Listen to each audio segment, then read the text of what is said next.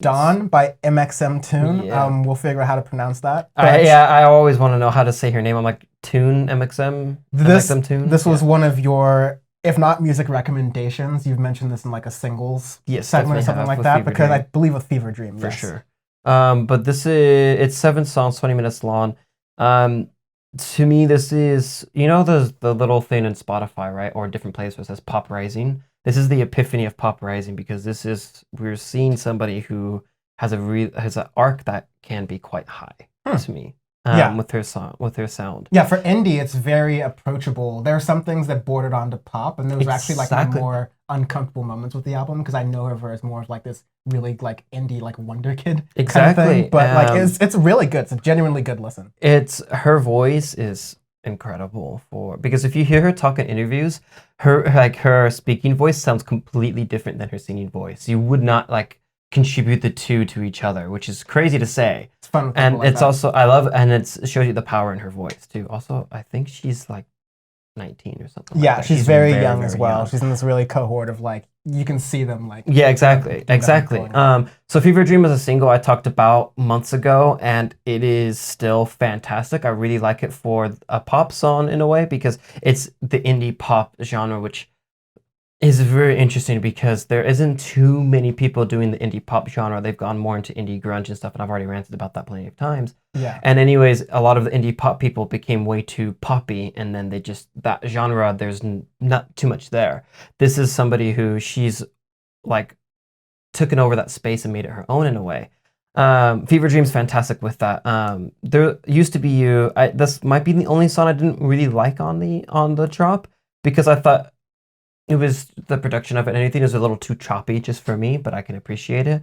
I really like 1 and 2, Quiet Motions, 4 and 5. I really like those 2 tracks. This song 5 is called 1, 2. 1, 2, exactly. And then song 4 is called Quiet. You threw a lot of numbers there. Yeah, so exactly. Just, like, going there. And also one of the songs it has numbers in the name. So exactly. There's that. Yeah. But like 1 and 2 I was gonna mention. That's the one that was like scarily poppy. Because it was like, okay, it's indie, it's poppy. I see what you're doing there. I mean, like, she's totally allowed to take a pop turn. It's totally exactly. fine. But the main thing, it's only 2 minutes. Yeah, it's very, very short for it. So it didn't do all the cliche things in pop that we always rant about, we always talk about, because it didn't have time to do that. So it had the things like the general construction of a pop song, but it was limited enough to where you just have the feeling of the song, the feeling of it in a little split. And it reminds me a lot of like, if you go into 1930s, 1940s French music, where it's really short and quick, it reminded me of that, but in a modern version of that. And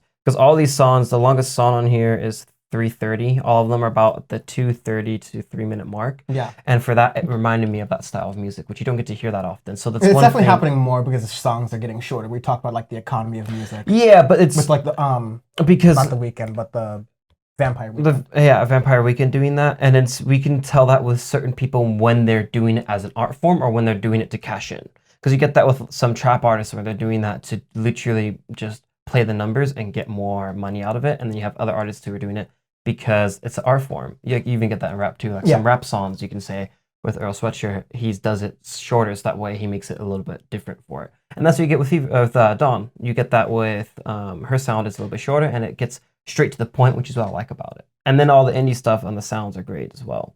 Yeah. Back into songs. Mm-hmm. One to you, like I liked Lessons, the third one. Lessons, yes. I think that's a good, like, perfect balance for me. Like it's indie enough, it's true enough to the indie roots. It has some like pop flair and attention, and I don't know why. I think this very weird sort of like thing is coming out in the way I'm reviewing this. I'm noticing with myself in a meta kind of way where I don't want her to sound too poppy.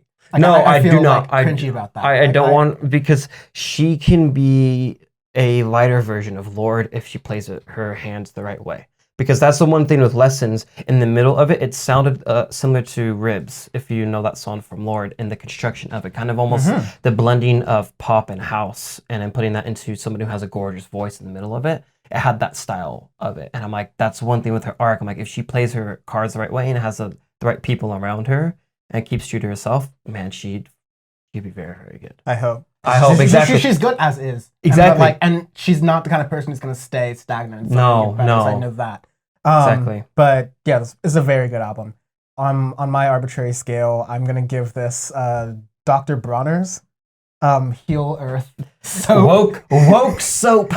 18 infamous- 1 Castile. Yeah, here we go. It says raise the minimum wage on the bottle.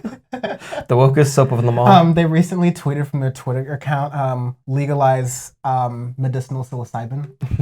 Oh my god. I love these people. Like 18,000 likes. That's like Craiga woke. I don't even know if that's a song. Giga woke. Peta woke. Peta woke.